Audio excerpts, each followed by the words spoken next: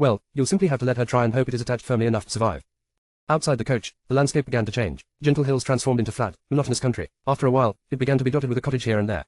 More cottages came, then turned into houses, and before I knew it, we were rolling into London. The sounds of the city engulfed us, and the familiar smoky smell of the city crept into my nostrils.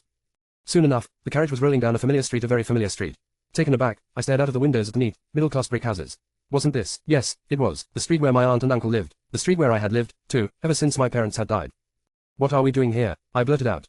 Turning his head just a fraction, Mr. Ambrose deigned to look at me. You live here, don't you? Yes, but, I hesitated. How was I going to tell him I hadn't thought he'd care enough about me to care where he threw me out of his coach without sounding rude? It was impossible, but on the other hand, since when had I had a problem with sounding rude? I didn't realize you were providing cab services, for me, sir, I told him, one eyebrow raised in question. Don't get above yourself, Mr. Linton. I just do not think you have the brains to find your way home alone. The arrogant, blast him, I could believe him, too, considering the way he was looking at me. Are you sure you don't want me to accompany you back to Empire House, sir? I said in the sweetest tone I could manage. Who knows, maybe you could use my help squeezing your head through the door, considering how big it has grown. That won't be necessary. He didn't even bat an eyelid. Curse him, could nothing ruffle the son of a bachelor. When we finally pulled up in front of my aunt and uncle's house, the coachman jumped off to open the door for me, but I was outside before his feet had even touched the ground. Do you have any luggage, sir? He asked, with a polite bow. Should I help you carry it in? That all sank in the channel, I informed him, but thanks for the offer. Leaving a startled coachman behind, I started towards the door in the garden wall and the garden shed beyond, where I still had a secret stash of women's clothes tucked away. But after only a few paces, I stopped, half-turned, and sent Mr. Ambrose a bright smile. Looking forward to seeing you at work on Monday, sir. He acted as if I weren't there. Clapping his hands, he motioned for the coachman to get back to work. Moving faster than should be allowed for a man who didn't have to work under the threat of slavery, the coachman jumped back up on the box and cracked his whip. Gee up. The horses darted forward and the coach was gone, a black streak that grew smaller and smaller in the distance. Only when it was already turning around a corner did I start to wonder. Mr. Ambrose had dropped me off in front of my house, but how the hell had he known where my house was? I had certainly never told him, and if he knew my aunt or any of my sisters well enough to know where they lived, I'd eat my corset. He and my uncle might know each other from the annual meeting of the London Misers Association, but I doubted it. My uncle never left his four walls except to go to work, and neither did Mr. Ambrose. So, that still left the question, how the hell did he know? For a few moments I looked after the coach, biting my lower lip in thought. Then I shrugged, and turned back to the house. The Lord might move in mysterious ways, but he had nothing on Mr. Ambrose in that department. It took no time at all switching clothes. Ever since I had to do it on a sinking ship to save myself from drowning, I had gotten a lot quicker at lacing up a corset. Everything has its bright side, I suppose. Leaving the changing room, alias the garden shed, I made my way towards the back door and to my delight found it unlocked. Huzzah, fortune was smiling on me. Maybe I would be able to sneak up to my room and pretend as if nothing had happened. At least until the next morning. I was about halfway up the stairs when a voice came like a whip crack from behind me. Lillian. Wincing, I stopped in my tracks. Apparently, fortune wasn't really smiling on me. It was just grimacing. Slowly, I turned and came face to face with Hester Marholder-Brank, my beloved aunt. All right, the beloved part might have been a lie. But judging by the death glare she was shooting up the stairs at me out of those small, sharp eyes of hers set into her vulture's face, I wasn't particularly beloved by her either. More bedespised, if there was such a word. Lillian Linton, tell me this isn't you, showing your face here after. This isn't me showing my face here, I assured her. It's not actually me at all. It's just a phantasm, some kind of ghostly image. So, why don't you carry on with whatever you were doing and let this phantasm go to bed? It is a really tired phantasm. It is you. Nobody else would dare talk to me like that. Why was everybody pretending to recognize me by my insolence? First Mr. Ambrose, and now her. It was really unfair. In reality, I was a quite nice, well-behaved, soft-spoken young lady. Yes, I bloody well was. My aunt had started moving, stalking up the stairs towards me, her feather duster clutched in her right hand like a sword. You, ungrateful little brat, you disappear for over a week, and then you simply waltz back in here as if nothing had happened. Is that your thanks for the care I took of you all those years? You mean torturing me with etiquette lessons while you tried to marry me off to the first rich bachelor available? Yes, thanks so much for that, but not even I was brave enough to speak that thought aloud. 1 week, one entire week, she was nearly level with me now. I started to retreat, peering with trepidation at the feather duster in her fist. These things looked innocent enough, but who knew, maybe hers had a concealed blade or hidden spikes or something. I wouldn't put it past her. 1 week you disappear without a word. Do you have any idea how worried you've been for me? How many sleepless nights you've spent praying for my safe return? Many social events I've had to reschedule because of you. Oh, my dear aunt, it's so nice to know how deeply you care for me. 2 balls, 3 dinner engagements, and 1 walk in the park with Colonel Spencer all arranged for nothing.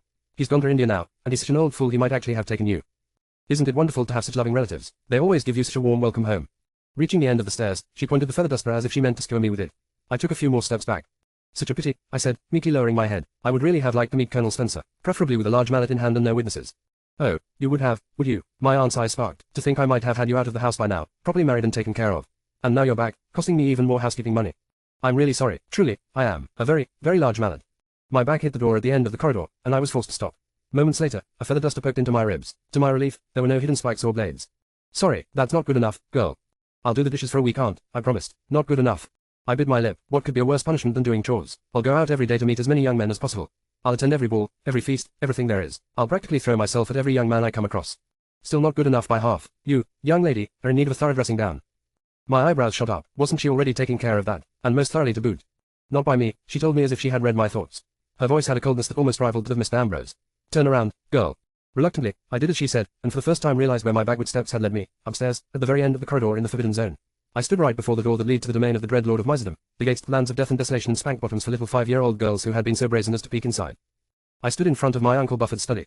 I tried to say something, but no more than a croak escaped my mouth. Half turning back to my aunt, I shot her a desperate, pleading look. But she looked back at me like a hangman escorting the prisoner to the gallows. I will see if he's ready to receive you, girl. The door to the study creaked ominously as she opened it to step in. With her inside, for a moment, I considered running. I could be out on the street and away from the study of terrors before anyone could say Jack Robinson.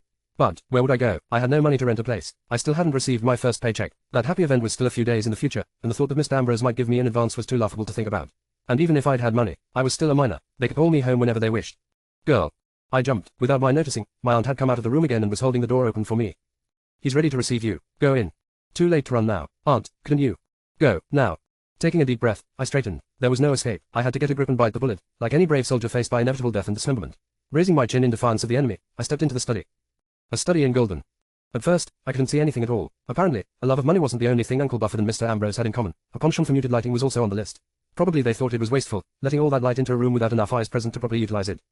So I waited for my eyes to adjust to the gloom, and waited longer, while silence surrounded me. Ah, so that would be 3 things they had in common: stinginess, darkness and taciturnity. I supposed I could expect as much from a man who had spoken to me and my sisters about 3 times in total since he adopted us over 10 years ago. So I waited some more, and more. The first thing I noticed when my eyes slowly got used to the dark was gold. Piles of it. Coins were heaped on the desk, on chairs, on and inside chests, even on top of the lamp in the corner. Bits of paper were almost as numerous as coins. They littered everything, everywhere, mixing with the coins into an ordered chaos that only one man's mind, I was sure, could understand. Step forward, girl. I flinched. The voice had come from a high-backed armchair that stood facing away from the door. Over the backrest I could just see what seemed to be the top of an oddly colored cannonball. After a moment, I realized it was a man's bald head. I said step forward. By that I meant around the chair, so I can bloody see you. Ah, another shared characteristic with Mr. Ambrose, impatience. Maybe the two knew each other, after all. Hurrying around the chair, I made a quick curtsy in front of the sitting figure. It wasn't until I straightened again that I got a good look at Uncle Bufford for the first time in years. He wasn't a particular beauty, by conventional standards. His bald head was covered with brownish age marks, and so was the overlarge beak of a nose protruding from his face. The deep-set eyes that were fixed on me flashed threateningly. His chin might have been firm and manly, but it was hidden behind a gigantic white beard that hung from his chin like an overgrown bush of white spirea. His bushy eyebrows were so large and his forehead so wrinkled that it seemed to be home to a permanent frown, and his bulky form was clad in a cheap tailcoat of a dirty grey-black color. In short, he looked like Father Christmas after a very bad day full of blocked chimneys. Finished with your examination, girl, he growled. I flinched and reflexively folded my arms in front of my chest. On both sides of my head, I could feel my ears burning. Yes. Blast you, don't sound so brazen. You may not like it, but this man could turn you out on the street with a flick of his finger. This isn't some adventure where you boldly stand up to any man you come across. This is real life. Sit down. Quickly, I sat on the only free chair in the room. There were other chairs besides that, but they were all covered in paper and coins. Uncle Bufford fixed his penetrating gaze on me. It could not compete with Mr. Ambrose in the category of utter, cool, dispassionate power, but had a way of winding around you like gnarled roots and holding you in place that was no less effective. You know why you're here, girl? Yes. My wife informs me you left this house recently. I swallowed and nodded. Yes. Then, remembering his similarities to Mr. Ambrose, I corrected, yes, sir. One of Uncle Bufford's bushy eyebrows rose. He showed no other reaction. She also tells me that you were gone for quite a long time. An entire week, in fact. Yes, sir. Uncle Bufford grunted into his beard. I suppose that is unusual for girls. How long are the free runs you're usually given? Do they take off your leashes at all? I blinked. Was he joking? He didn't seem to be. We don't wear leashes, sir. He shook his head. Pity. Education nowadays could learn a lot from dog training. Still, I was not sure whether he was joking. That gnarled old face gave away about as much as the trunk of an oak tree. Finally, I decided to assume for my own sanity's sake that he was, but outwardly, I had better act as if he wasn't. Just to be sure. I think leashes are not very fashionable, sir, I told him demurely. They would clash with ball gowns. My uncle gave a derisive snort. Fashion, as if that counts for anything. Suddenly, in spite of the leash talk, he seemed a lot more likable. I quite agree, sir, I told him, perfectly honest this time. Oh, you do you? He studied me with those sharp eyes of his, and I couldn't help it. I raised my chin and met his eyes defiantly. Blasted, why couldn't I be meek for all of 5 minutes? This man could throw me out on the street if I didn't behave. How would you like to be leashed? He asked, cocking his bald, bearded head. Not at all, sir. One side of his mouth twitched up. Because it's not fashionable. No, sir, because I want to be free. Is that so? His eyes got even sharper. He was silent for a moment. Finally, he asked, why? Why what, sir?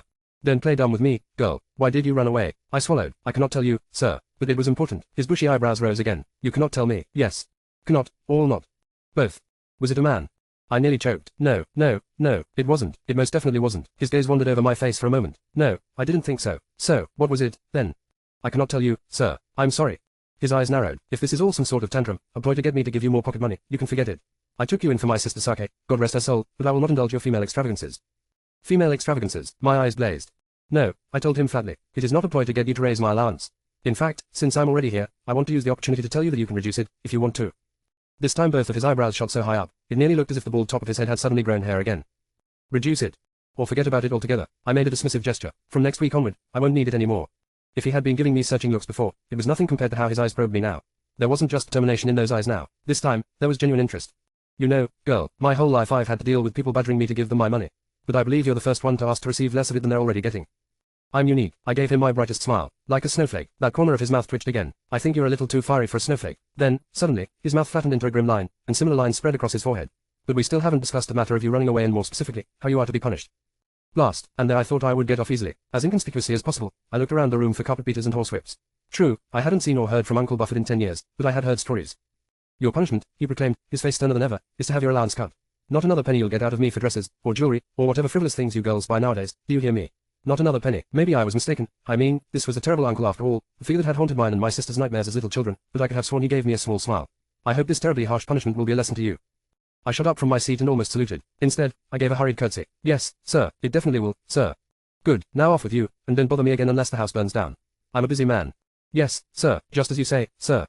I hurried towards the door. Just in time before opening it, I remembered to let my shoulders sag and my lips quiver. When I stepped outside, and my aunt hurriedly straightened from where she had been trying unsuccessfully to listen at the thick oak door, she took in my woeful face with a nod of satisfaction. There, you see, that's what happens when you display a lack of respect for your elders.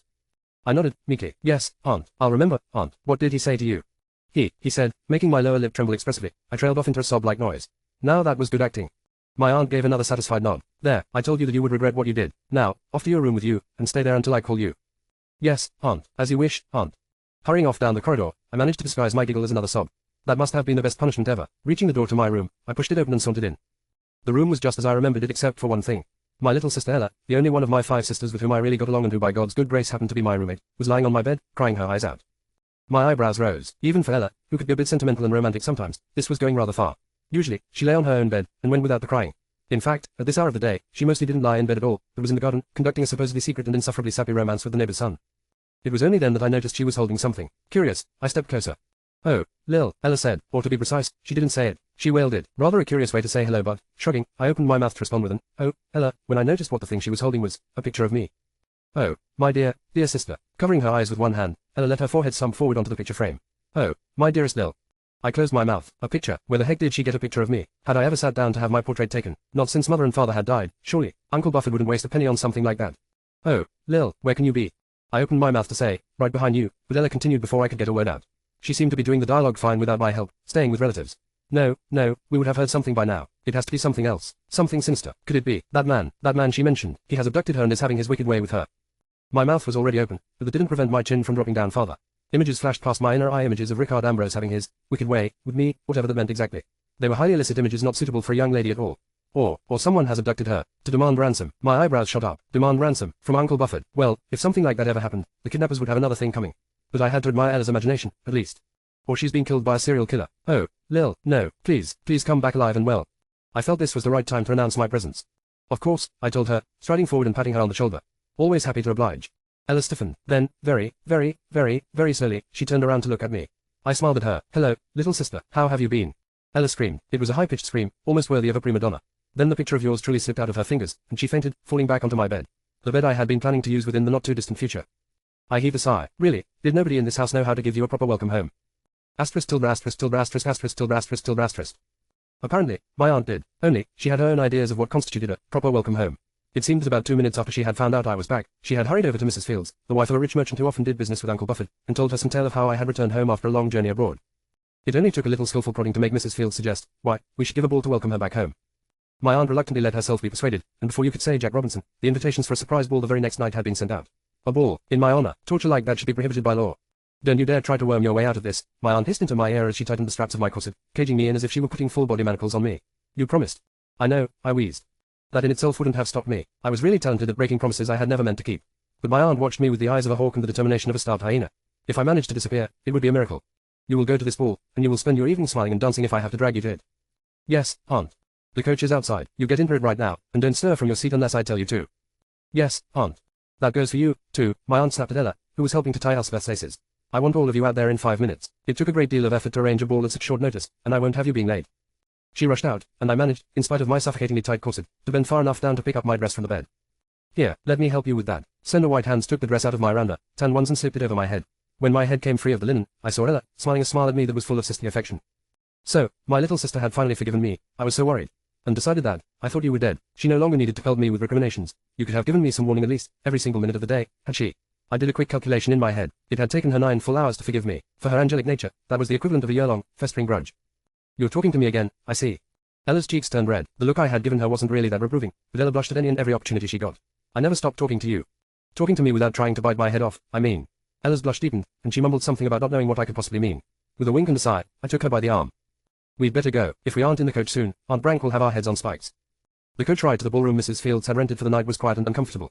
Being about as miserly as my uncle, her desire to save money only matched by her desire to gain social status, my aunt had rented a coach in which all 7 of us would just about fit if we were stacked on top of each other and holding our breath. By the time we reached our destination, I was already grumbling mutinously. Come on, Ella said encouragingly, gently maneuvering me towards the entrance. Let's go in. Who knows, it might even be fun. They were waiting for us at the door. The moment Ella and I stepped into the ballroom, 3 figures sprang out at us, barring my way. They were my best friends, Patsy, Flora and Eve, though from the thunderous expression on Patsy's brick wall of a face, you might not have guessed the best friends part. Where were you? She demanded, waving a sausage-thick finger in my face. We don't see you for 7 days, and then, out of the blue, Mrs. Fields brings us the invitation to this ball and says it's to celebrate your safe return. What the devil have you been doing this last week? Were you off on a Caribbean island, having a romantic adventure with some handsome, dashing hero? Flora sighed.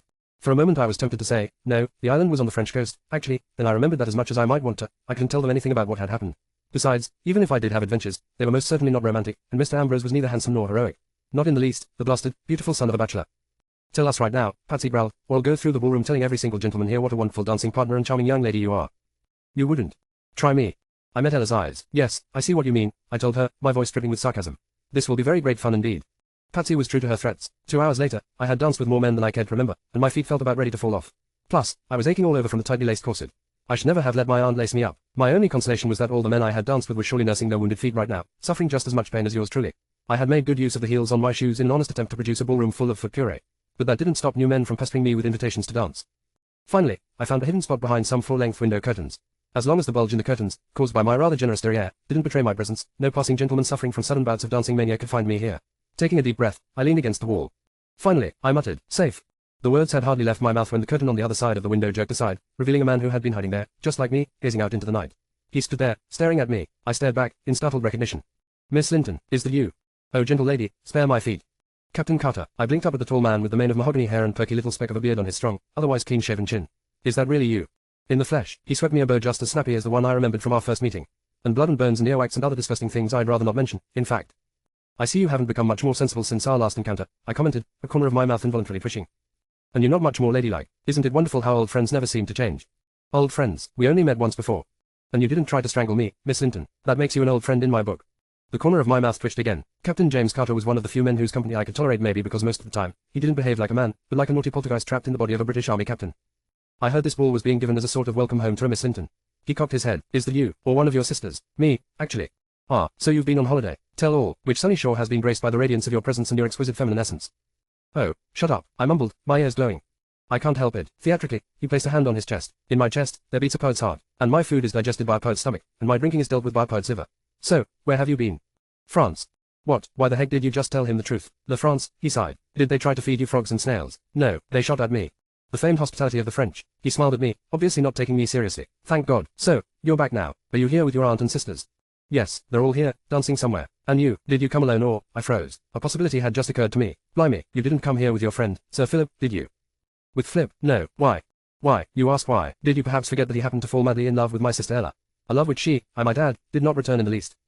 He waved my concerns away. Ah, yes, but I told you, Flip falls madly in love with another woman every week. That's his thing, being madly in love. That, and flowers. I remember, I said in a dull voice, shuddering at the memory of the mountains of sunflowers, roses and carnations under which Sir Philip Wilkins had attempted to bury my little sister.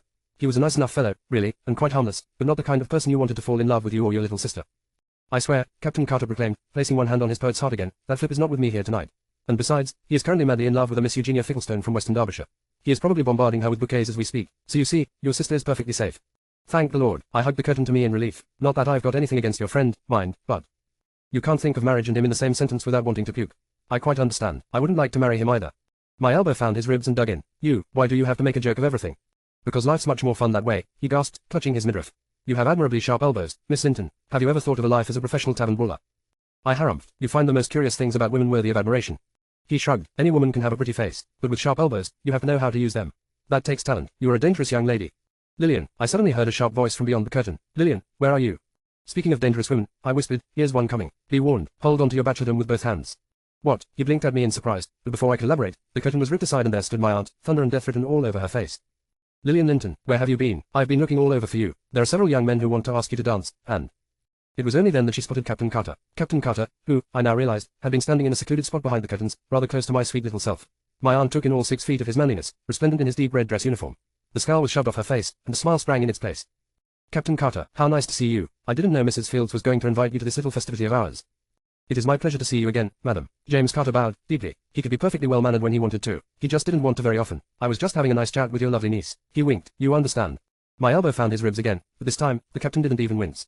He continued to smile brightly at my aunt, who returned the radiant expression, golden coins twinkling in her eyes.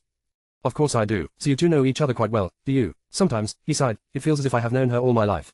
My elbow lashed out again. We met for the first time no more than 2 weeks ago. I growled under my breath. Really, it seems like an eternity to me. I was just about to shoot something back when suddenly, I heard the music of the dance around us change. Where before the stately tones of a quadrille had drilled their way into my ears, now, a frisky tune swept over the guests. It became faster and faster, and louder, too. All people over 30 hurriedly left the dance floor. The rest looked at each other with excited grins. Good gracious, my aunt exclaimed. What is that they're playing? A gallop, Captain Carter informed her. I hear it's all the rage in Europe. Well, we're not Europe. Isn't that what the channel is for? Ignoring her, the captain turned towards me and extended an arm. Would you do me the honor of dancing with me, Miss Linton? I hesitated. Dancing with Captain Carter was considerably less horrific than dancing with other people. Still, my feet hadn't yet stopped aching, and maybe I should refuse as a matter of principle. I didn't approve of the idea of having a man steer me across the dance floor. Well, What? My aunt interrupted. Dance to this frantic hick-hack. Surely, you are not serious, Captain Carter. My niece jumping about in an unseemly fashion. I forbid it. Do you hear me, Lillian? I forbid it. I heard her loud and clear. My hand shot forward and grabbed the surprised Captain Carter by the arm. My eyes flashed. Come along, Captain. You want to dance a gallop. Let us dance a gallop. But Miss Linton, your aunt said. He didn't get another word out. In a flash, I had dragged him onto the dance floor and held him in a firm grip. He suddenly didn't look as if he wanted to escape anymore. So, how do you dance this? I demanded. His eyes widened. You don't know? Of course not. Then, blast, what are we going to do? We'll just have to improvise. And pray to God we don't crash into any of the other couples. Blimey, all right, take your skirt in one hand and pull it up. I get to pull my skirt up. Grinning like a loon, I obeyed. Good God, my aunt will be furious. Not that far. You don't want to show your unmentionables, to the entire ballroom. How do you know I don't? Well, maybe you do, but you shouldn't. Let your skirt down again, or I'll have to make you. I bowed my head in my best pseudo-ladylike submission. Like that, yes, admirable. Now, I'll put my arm around your waist, and take your hand with the other. Seems like any other dance to me. What are the steps? There are no steps. We don't step, we jump. The grin on my face widened. Now that's not like any other dance. How high? As high as you want. Seeing the gleam in my eyes, he added, hurriedly, be gentle with me. I don't want to break a leg. Can I start? Can I start? Please, please. Wait for the music, will you? There we go. 1, 2, 3, 4. 1, 2, 3, 4. Now. The next few minutes passed in an ecstasy of stomping feet and flying skirts. I hardly felt my aching feet or my too tight corset. Not once did I stamp on Captain Carter's feet. True, he was a man, but a sort of special case. There was no real reason to break his toes, not while I was having so much fun. After the first gallop, the musicians wanted to start on a quadrille again, but they were interrupted by the storm of mixed protest and applause from their audience. Bravo, a girl from the crowd shouted. Da capo. Don't you dare play that stupid, sucker schmuck, I shouted, or I'll come over there and ram your flute down your throat. Perhaps not so complimentary or diplomatic, but certainly effective. The musicians struck up another gallop, and after that, another. Only when my feet would no longer support me did I allow Captain Carter to escort me to a chair in the corner. For the first time in my life, I didn't mind a man holding my arm to support me. He didn't seem to mind my having to support him right back, either. We were both a bit unsteady. My aunt was right. I sank down into a chair, panting. This isn't dancing, it's wild jumping about. For a moment, Captain Carter looked concerned.